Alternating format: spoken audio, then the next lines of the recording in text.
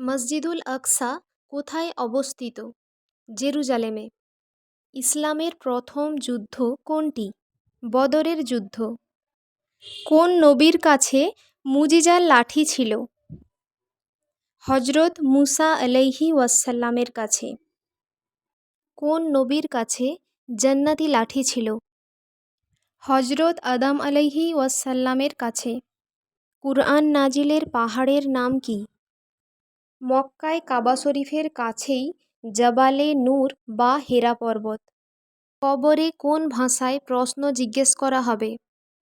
আরবি ভাষায়। কোন বাদশাহ ইব্রাহিম আলাইহি ওয়াসাল্লামকে অগ্নিকুণ্ডে নিক্ষেপ করেছিল? নমরুদ। হারুন আলাইহি ওয়াসাল্লাম কোন নবীর ভাই ছিলেন? হজরত মুসা আলাইহি ওয়াসাল্লামের। ইমাম হোসেনকে কে হত্যা করেছিল?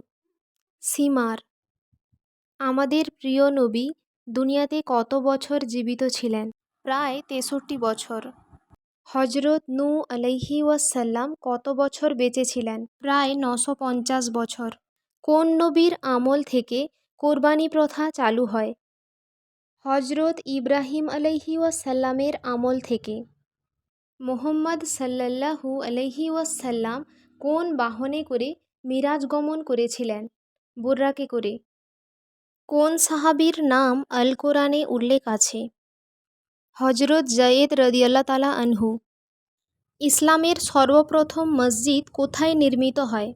কুবায়। কাবা শরীফ প্রথম কারা স্থাপন করেন? ফেরেশতারা।